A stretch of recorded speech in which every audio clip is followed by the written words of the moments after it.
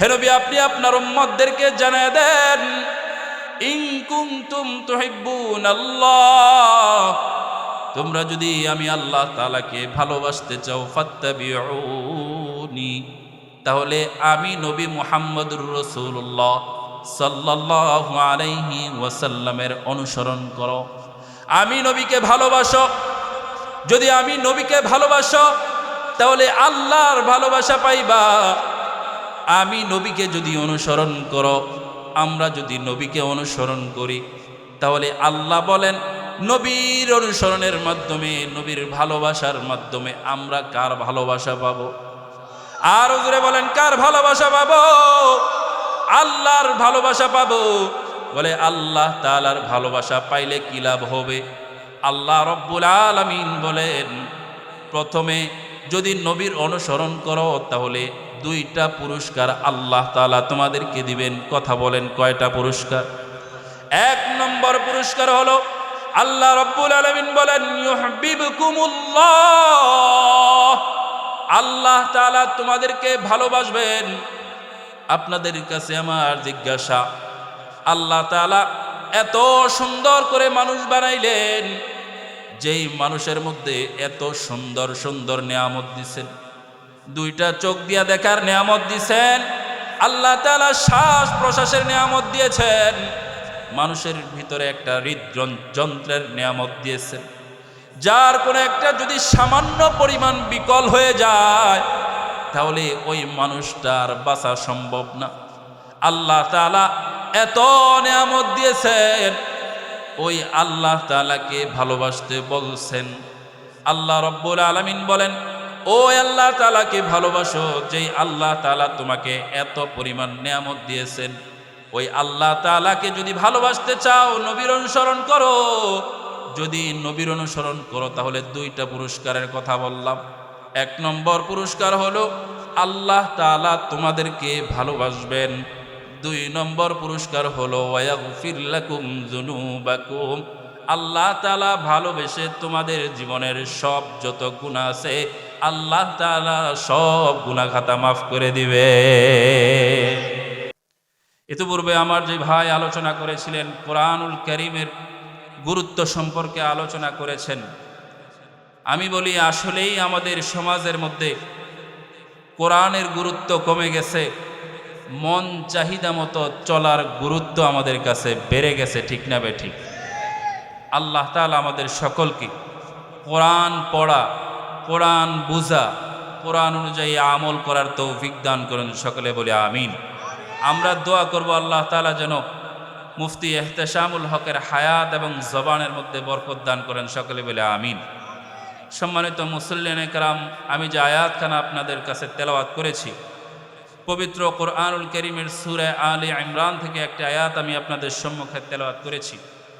রব্বে করিম বলেন, কুল ইন কুনতুম তুহিব্বুনাল্লাহ ফাত্তাবিউনি ইউহিব্বুকুমুল্লাহ ওয়া ইয়াগফির লাকুম যুনুবাকুম ওয়াল্লাহু গফুরুর রহিম। এই আয়াতখানা আমি আপনাদের সম্মুখে তেলাওয়াত করেছি এবং আল্লাহর রাসূল সাল্লাল্লাহু আলাইহি ওয়াসাল্লামের অসংখ্য অগণিত হাদিস থেকে একটি হাদিস আমি আপনাদের সম্মুখে পেশ করেছি। সময়ের এই সংক্ষিপ্ততায় আল্লাহ তাআলা যদি তৌফিক দান করেন, এর ভিতর থেকে আলোচনার চেষ্টা করব ইনশাআল্লাহ। সকলেই দোয়া করি আল্লাহ তাআলা যেন এমন কিছু কথা জবান থেকে বের করে দেন, যে কথাগুলো প্রথমে আমার এবং আপনাদের সকলের হেদায়েত এবং নাজাতের জরিয়া হয়। সকলেই বলি আমিন। যে আয়াতখানা তেলাওয়াত করেছে রব্বে করিম তার পবিত্র কোরআনুল কারীমের সূরা আলে ইমরানের এই আয়াতের মধ্যে বলতেছেন, আল্লাহ রাব্বুল আলামিন বলেন, কুল ইন কুনতুম তুহিব্বুনাল্লাহ, ও দুনিয়ার মানুষ, ইন কুনতুম তুহিব্বুনাল্লাহ, ও দুনিয়ার মানুষ, তোমরা যদি আল্লাহ তাআলাকে ভালোবাসতে চাও। কথা বলেন, কার ভালোবাসার কথা বলছেন?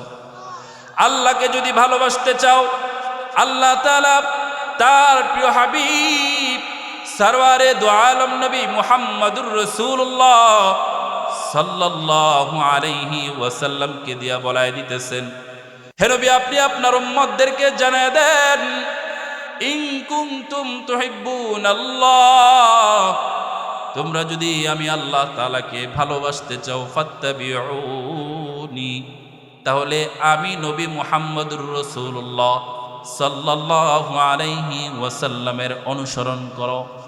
আমি নবীকে ভালোবাসো, যদি আমি নবীকে ভালোবাসো তাহলে আল্লাহর ভালোবাসা পাইবা।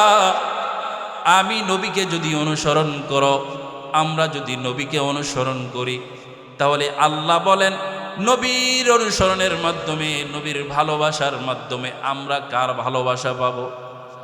আর জোরে বলেন, কার ভালোবাসা পাবো? আল্লাহর ভালোবাসা পাবো। বলে আল্লাহ তাআলার ভালোবাসা পাইলে কি লাভ হবে?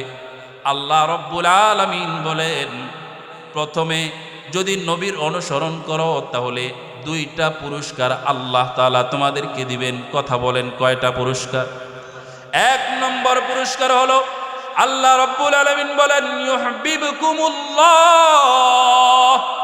আল্লাহ তাআলা তোমাদেরকে ভালোবাসবেন। আপনাদের কাছে আমার জিজ্ঞাসা, আল্লাহ তাআলা এত সুন্দর করে মানুষ বানাইলেন, যেই মানুষের মধ্যে এত সুন্দর সুন্দর নিয়ামত দিছেন, দুইটা চোখ দিয়া দেখার নিয়ামত দিছেন, আল্লাহ তাআলা শ্বাস প্রশ্বাসের নিয়ামত দিয়েছেন, মানুষের ভিতরে একটা হৃদযন্ত্রের নিয়ামত দিয়েছেন, যার কোনো একটা যদি সামান্য পরিমাণ বিকল হয়ে যায় তাহলে ওই মানুষটার বাঁচা সম্ভব না। আল্লাহ তাআলা এত নিয়ামত দিয়েছেন, ওই আল্লাহ তাআলাকে ভালোবাসতে বলছেন। আল্লাহ রব্বুল আলামিন বলেন, ও আল্লাহ তাআলাকে ভালোবাসো, যেই আল্লাহ তাআলা তোমাকে এত পরিমাণ নিয়ামত দিয়েছেন। ওই আল্লাহ তাআলাকে যদি ভালোবাসতে চাও, নবীর অনুসরণ করো। যদি নবীর অনুসরণ করো তাহলে দুইটা পুরস্কারের কথা বললাম। এক নম্বর পুরস্কার হলো আল্লাহ তাআলা তোমাদেরকে ভালোবাসবেন। দুই নম্বর পুরস্কার হলো ওয়াগফির লাকুম যুনুবাকুম, আল্লাহ তাআলা ভালোবেসে তোমাদের জীবনের সব যত গুনাহ আছে আল্লাহ তাআলা সব গুনাহ খাতা মাফ করে দিবে। তাহলে নবীর যদি আমরা অনুসরণ করি, নবীকে যদি ভালোবাসি, তাহলে জীবনে লস না লাভ? জোরে বলেন, লাভ ছাড়া কোনো অংশ নাই, লাভ আর লাভ। কিন্তু কথা হলো, আমরা আমাদের পরিবারের সদস্যকে যে পরিমাণ ভালোবাসি, আমরা আমাদের নেতাদেরকে যেই পরিমাণ ভালোবাসি, আমরা আমাদের দুনিয়ার বন্ধুদেরকে যেই পরিমাণ ভালোবাসি, টাকা পয়সার ধন দৌলতার প্রেমিকাকে, প্রেমিকাকে, বন্ধুকে যেই পরিমাণ ভালোবাসি, এই পরিমাণ কেন এর 100 ভাগের 1 ভাগও আমরা নবীকে ভালোবাসি না? যদি ভালোবাসতাম তাহলে নবীর সুন্নাত আমার মুখে থাকতো। যদি নবীকে যদি ভালোবাসতাম তাহলে নবীর ইজ্জতে আঘাত হানা সেই এমপি মন্ত্রীর নেতাদেরকে অনুসরণ আমি করতাম না। এমন কোন দলের অনুসরণ করতাম না যেই দল নবীকে গালি দেয়, যেই নবীর বিরুদ্ধে কথা বলে, এমন দলের আমি সাপোর্ট করতাম না। কিন্তু দুঃখজনক হলেও বাস্তব সত্য হলো, বর্তমান সময়ে নবীকে ভালোবাসনেওয়ালা মানুষের অভাব নাই, কিন্তু সেটা অন্তর দিয়ে নয়, শুধু মুখে মুখে। আপনি 100 মানুষকে জিজ্ঞাসা করেন, ও ভাই আপনি কি নবীকে ভালোবাসেন? সে সাথে সাথে উত্তর দিবে, হ্যাঁ আমি নবীকে ভালোবাসি। কিন্তু যদি নবীর ইজ্জতের মধ্যে আঘাত আসে, দেখবেন যে ইজ্জতের মধ্যে আঘাত করেছে সে যদি তার দলের কোনো কর্মী হয়, রাজনৈতিক দলের কর্মী হয়, সে কিন্তু নবীর ইজ্জতের দিকে না তাকায়া তাকে প্রটোকল দেওয়ার জন্য চেষ্টা করবে, তাকে বাজানোর চেষ্টা করবে। কারণ সেও যেই দল করে, গালি দেনওয়ালা ব্যক্তিও সেই দল করে। তার মানে বোঝা গেল নবীকে ভালোবাসি, এটা মুখ দিয়ে স্বীকার করলেও আমরা অন্তর দিয়া নবীকে ভালোবাসি না। ঠিক না বেঠিক? ভাইরা আমার, ভালোবাসা কেমন লাগবে? কেমন ভালোবাসা লাগবে? হযরত ওমর ফারুক রাদিয়াল্লাহু তাআলা আনহুকে আল্লাহর নবী সাল্লাল্লাহু আলাইহি ওয়াসাল্লাম, পড়েন না সাল্লাল্লাহু আলাইহি ওয়াসাল্লাম, একবার হাতে ধরে হাঁটতেছেন। হযরত আনাস ইবনে মালিক রাদিয়াল্লাহু তাআলা আনহু বলেন, আল্লাহর রাসূল সাল্লাল্লাহু আলাইহি ওয়াসাল্লাম ওমর ইবনুল খাত্তাব রাদিয়াল্লাহু তাআলা আনহুকে হাতে ধরে হাঁটতেছেন। হাঁটার সময় ওমর ফারুক রাদিয়াল্লাহু তাআলা আনহু বললেন, ওগো আল্লাহর নবী, আমি আপনাকে আমার সব কিছু থেকে, পরিবার পরিজন থেকেও আমি আপনাকে বেশি ভালোবাসি, তবে আমার নিজের জীবনের চাইতে বেশি নয়। আল্লাহর রাসূল সাল্লাল্লাহু আলাইহি ওয়াসাল্লাম বলেন, হে ওমর, তাহলে তুমি এখনো পর্যন্ত পরিপূর্ণ মুমিন হইতে পারো না। ওমর নিজের স্ত্রীর চাইতে বেশি ভালোবাসে, সন্তানের চাইতে বেশি ভালোবাসে, বাবার চাইতেও বেশি নবীকে ভালোবাসে, কিন্তু নিজের জীবনের চাইতে বেশি আল্লাহর নবীকে ভালোবাসে না। আল্লাহর নবী উত্তরে বললেন, ও ওমর, এখনো পর্যন্ত তুমি পরিপূর্ণ মুমিন হইতে পারো নাই। ওমর কিছুক্ষণ চুপ হয়ে থাকলেন। চুপ হয়ে থাকার পরে এইবার বলতেছেন, ও আল্লাহর নবী, এখন আমি স্বীকার করলাম, এখন আমি আমার জীবনের চাইতেও বেশি, দুনিয়ায় যত বন্ধু বান্ধব আছে, স্ত্রী পুত্র আপনজন আছে, আমার নিজের নফসের চাইতেও বেশি, শরীরের চাইতেও বেশি, সব কিছু থেকে বেশি আমি আল্লাহর রসুল আপনাকে ভালোবাসি। আল্লাহর রসুল সাক্ষ্য দিলেন, ও উমর, এখন তুমি পরিপূর্ণ মুমিন হয়েছ। একবার চিন্তা করেন তো, আমরা কয়জন মানুষ এমন আছি যারা নাকি আল্লাহ এবং তার রসুলকে নিজের জীবনের চাইতে ভালোবাসে? কয়জন এমন আছি যারা নাকি আমাদের বন্ধু, আমাদের স্ত্রী, সন্তান থেকে বেশি ভালোবাসে? আছে এরকম? পাওয়া দুষ্কর। একটা ছোট্ট ঘটনা আমি আপনাদেরকে শোনাই। হযরত মুসআব ইবনে উমাইর রাদিয়াল্লাহু তাআলা আনহু মক্কার অধিবাসী ছিলেন। মুসআব ইবনে উমাইর রাদিয়াল্লাহু তাআলা আনহু মক্কার মধ্যে এমন একটা পরিবারের সদস্য ছিলেন, এমন একটা পরিবারের সন্তান ছিলেন, যেই পরিবারের সদস্যরা মুসআব রাদিয়াল্লাহু তাআলা আনহুর বাবা সম্ভ্রান্ত পরিবারের একজন মানুষ ছিলেন। মুসআব রাদিয়াল্লাহু তাআলা আনহুর বাবা তার সন্তান মুসআবকে ওই সময়ে রূপার দেরহাম, রূপার 200 দেরহাম দিয়ে একটা জামা ক্রয় করে দিতেন, যার বর্তমান মূল্য 50,000 বা 60-70 বা তার থেকেও বেশি। বর্তমানে রূপার দাম কিন্তু অনেক বাড়ছে। আজ থেকে 1-1.5 বছর আগে রূপার দাম ছিল, ভরি ছিল 1000 টাকা, এখন রূপার ভরি 3000, 3500 টাকা। তাহলে বর্তমানে যদি হিসাব করি, যার দাম লাখ টাকা পর্যন্ত পার হয়ে যায়। এত পরিমাণ দামি জামা কাপড় মুসআব রাদিয়াল্লাহু তাআলা আনহু পরতেন। পাশাপাশি এমন সুগন্ধি ব্যবহার করতেন যেই সুগন্ধি মক্কার ভিতরে আর কেউ ব্যবহার করত না। মুসআব রাদিয়াল্লাহু তাআলা আনহু রাস্তা দিয়া যখন হাইটা যাইতেন, কোনো মানুষ যদি পিছন পিছন আসতো বুঝতে পারত এই রাস্তা দিয়া মুসআব গেছে, কারণ এত দামি সুগন্ধি আর কেউ ব্যবহার করত না। এই মুসআব রাদিয়াল্লাহু তাআলা আনহু আল্লাহর নবীর কাছ থেকে যখন দ্বীনের দাওয়াত পেলেন, সাথে সাথে তিনি নবীর ভালোবাসায়, নবীর মোহাব্বতে তিনি ইসলাম ধর্ম গ্রহণ করলেন। ইসলাম ধর্ম গ্রহণ করার পরে যখন তিনি রসুলের দরবারে যাতায়াত করেন, রসুলের কাছে আসা যাওয়া করেন, তার মা বিষয়টা টের পেয়ে তাকে ঘরের মধ্যে বন্দি করে রাখছে। মুসআবের মন তো আর মানে না। দেখবেন কোনো ছাড়া পাখি যদি আপনি খাঁচার ভিতর বন্দি করেন, দেখবেন ওই পাখিটা বের হওয়ার জন্য ছুটাছুটি করে, ঠিক না বে ঠিক? মুসআব রাদিয়াল্লাহু তাআলা আনহুর ভিতরে শুধু ভালোবাসার বন্ধন, নবীর ভালোবাসা অন্তরে কাজ করতেছে।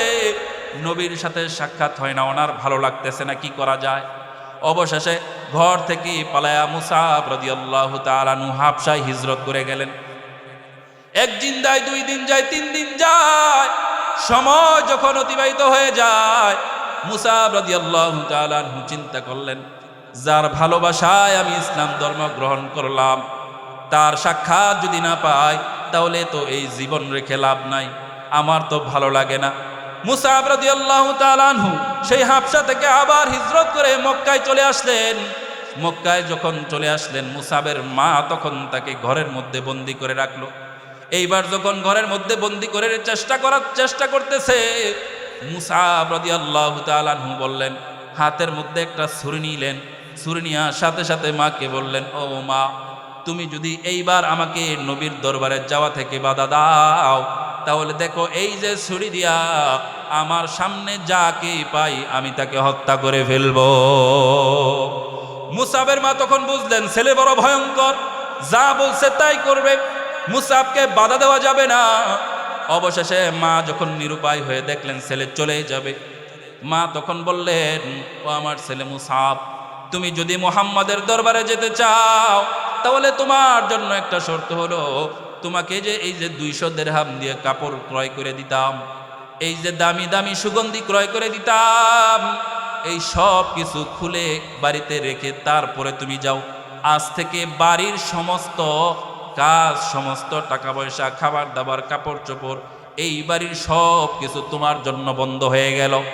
মুসাব বলেন কোনো পরোয়া নাই, কারণ যাকে ভালোবাসছি তার কাছে ছিঁড়া কাপড় দিয়ে পরে গেলেও আমার কাছে শান্তি। অবশেষে মুসাব রাদিয়াল্লাহু তাআলা আনহু রাসূলের দরবারে চলে গেলেন। রাসূলুল্লাহ সাল্লাল্লাহু আলাইহি ওয়াসাল্লাম দেখলেন মুসাব তার দরবারের মসজিদে নববীর, রাসূলুল্লাহ সাল্লাল্লাহু আলাইহি ওয়াসাল্লাম দেখলেন মুসাব রাদিয়াল্লাহু তাআলা আনহু এক কোণায় দাঁড়ায় আছেন, ছিঁড়া ফাটা কাপড় পরে দাঁড়ায় আছেন। আল্লাহর রাসূল তাকে বললেন, ও আমার সাহাবীরা, তোমরা মুসাবকে বসতে দাও, কারণ মুসাব যে কুরবানি করে এসেছে, এই কুরবানির প্রতিদান যিনি দিবেন তিনি কে? অবশেষে আল্লাহর রাসূল সাল্লাল্লাহু আলাইহি ওয়াসাল্লামের কাছে এরই মধ্য থেকে মদিনা থেকে একটা জামাত আল্লাহর রাসূলের কাছে আসলো। আল্লাহর রাসূলের কাছে আয়েশা ইসলাম ধর্ম গ্রহণ করলো। আল্লাহর রাসূল সাল্লাল্লাহু আলাইহি ওয়াসাল্লাম চিন্তা করলেন, তারা তো ইসলাম ধর্ম গ্রহণ করছে, তাদের সাথে একজন লোক পাঠানো দরকার, যারা নাকি মদিনায় যাইয়া ইসলামের দাওয়াত দিবে, দিন শিখাবে, ধর্ম শিখাবে, কোরআন শিখাবে। এই ইসলাম ধর্ম গ্রহণ করছে মুসাব, যেই সময়টুকু অতিবাহিত হয়েছে এই সময়ের ভিতরে মুসাব রাদিয়াল্লাহু তাআলা আনহু অনেক কোরআন রপ্ত করে ফেলেছিলেন, অনেক সূরা মুখস্থ করে ফেলেছিলেন। আল্লাহর নবী চিন্তা করলেন, মুসাবের চেয়ে আর কোনো যৌক্তিক লোক, অনেক উপযুক্ত লোক আর কেউ নাই, কারণ মুসাব হলো সম্ভ্রান্ত পরিবারের একজন সন্তান, দেখতে শুনতেও ভালো, কথা বলার স্টাইলও ভালো, ডেডিকেটেড একজন পার্সন। মুসাব রাদিয়াল্লাহু তাআলা আনহুকে আল্লাহর নবী ওই সমস্ত লোকের সাথে মদিনায় পাঠিয়ে দিলেন। মুসাব রাদিয়াল্লাহু তাআলা আনহু যখন মদিনায় গেলেন, মদিনায় গিয়া এক ধরনের আশ্চর্য ঘটনা ঘটায় ফেললেন, একটা মিরাকল ঘটনা ঘটায় ফেললেন। বলে কি করলেন? মুসাব রাদিয়াল্লাহু তাআলা আনহু মদিনায় যায়া, যেহেতু উনি সম্ভ্রান্ত পরিবারের সন্তান, শিক্ষিত পরিবারের সন্তান, সুন্দর সুঠাম দেহের অধিকারী, কথা বলার স্টাইলও খুব ভালো, মুসাব রাদিয়াল্লাহু তাআলা আনহু মদিনার বড় বড় গোত্রের লিডারদের মধ্যে ইসলামের দাওয়াত প্রচার করলেন। দাওয়াত দিতে দিতে প্রায় 150 বেশি, 150 জনের বেশি গোত্রের লিডারদেরকে ইসলামের ছায়াতলে নিয়ে আসলেন। সুবহানাল্লাহ। আল্লাহর রাসূল সাল্লাল্লাহু আলাইহি ওয়াসাল্লাম যখন মদিনায় হিজরত করলেন, দেখলেন যে মুসাব একটা মিরাকল ঘটনা ঘটায় ফেললেন। আল্লাহর রাসূল মুসাবের জন্য দোয়া করলেন, ওগো আল্লাহ, আল্লাহ আপনি মুসাবের এই প্রতিদান আপনি নিজ কুদরতে দিয়েন। বলেন সুবহানাল্লাহ। এই মুসাব রাদিয়াল্লাহু তাআলা আনহু রাসূলুল্লাহ সাল্লাল্লাহু আলাইহি ওয়াসাল্লামের সাথে বদরের যুদ্ধে অংশগ্রহণ করেছিলেন, বীরত্বের সাথে বদরের ময়দানে যুদ্ধ করেছিলেন এবং বিজয় লাভ করেছিলেন। অবশেষে যখন উহুদের যুদ্ধ আসলো, আল্লাহর নবী উহুদের ময়দানে যুদ্ধ করতেছিলেন। আল্লাহর নবী চিন্তা করলেন, উহুদের যুদ্ধের পতাকা, ইসলামের পতাকা কার হাতে দেওয়া যায়? আল্লাহর নবী খেয়াল করলেন, মুসাব ইসলামের জন্য যেই ত্যাগ করে আসছে, এই ত্যাগ অন্য কেউ করে নাই। আল্লাহর নবী মুসাবকে ডাক দিয়া ওই উহুদ যুদ্ধের ইসলামের যেই পতাকা আছে, এই পতাকাটা তার হাতে দিয়া দিলেন। আল্লাহর নবী বললেন, যাও আজকে এই পতাকা বহন করবা তুমি। মুসাব রাদিয়াল্লাহু তাআলা আনহু পতাকা হাতে নিয়ে যুদ্ধ করতেছেন। হঠাৎ করে খেয়াল করলেন, আল্লাহর নবীর দিকে কাফেররা দেহে আসতেছে হামলা করার জন্য।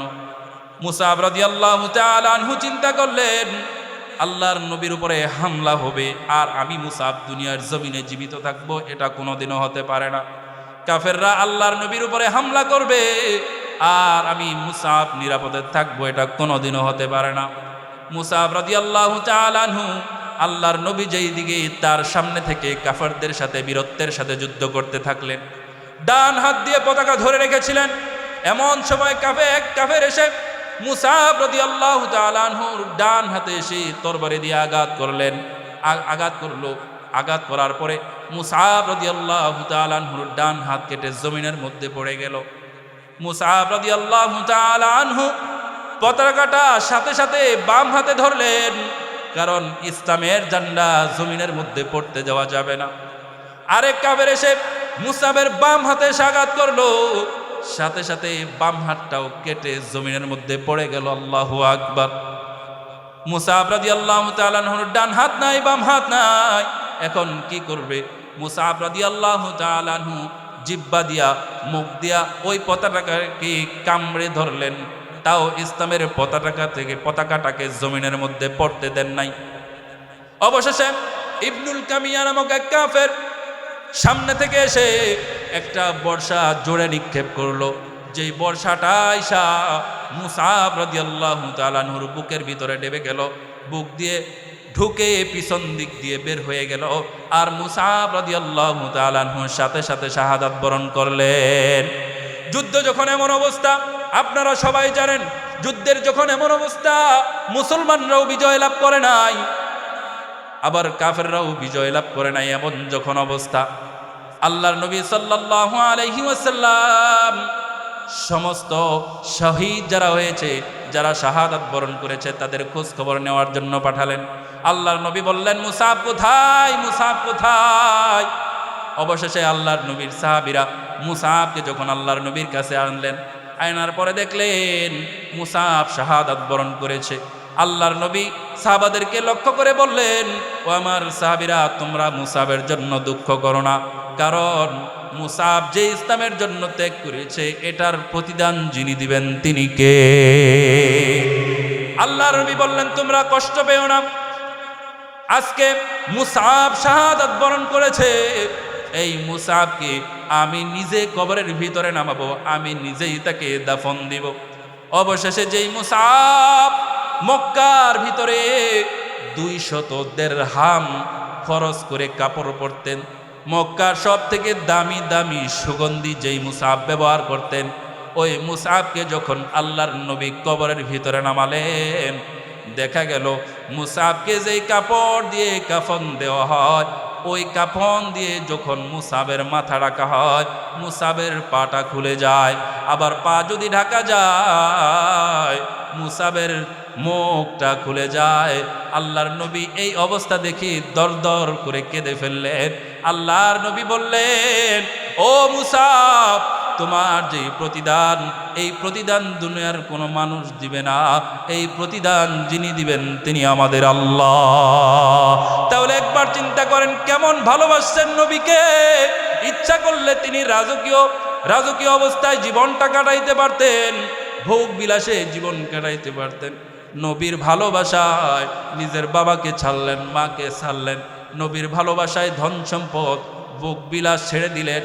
এমন অবস্থা যে মরার পরে, শাহাদাতের পরে কাফনের কাপড়টাও পুরোপুরি হয় না। ভাইরা আমার, এই ঘটনা বলার উদ্দেশ্য এটাই, ভালোবাসা কেমন বাসতে হবে। আল্লাহ রাসূল সাল্লাল্লাহু আলাইহি ওয়াসাল্লাম হাদিসের মধ্যে ইরশাদ করেন, লা ইউমিনু আহাদুকুম হাত্তা আকুনা আহাব্বা ইলাইহি মিন ওয়ালিদিহি ওয়া ওয়ালাদিহি ওয়ান নাসি আজমাইন। আল্লাহর নবী বলেন, লা ইউমিনু আহাদুকুম, তোমাদের কেউ ততক্ষণ পর্যন্ত পরিপূর্ণ মুমিন হইতে পারবে না যতক্ষণ পর্যন্ত তোমাদের ভিতরের যেই ভালোবাসাটা আছে, এই ভালোবাসাটা যতক্ষণ না হবে ততক্ষণ পর্যন্ত তুমি পরিপূর্ণ মুমিন হইতে পারবে। সুতরাং ভাইরা আমার, নবীকে যদি ভালোবাসতে চাই, তাহলে আল্লাহকে যদি ভালোবাসতে চাই, নবীর অনুসরণ লাগবে।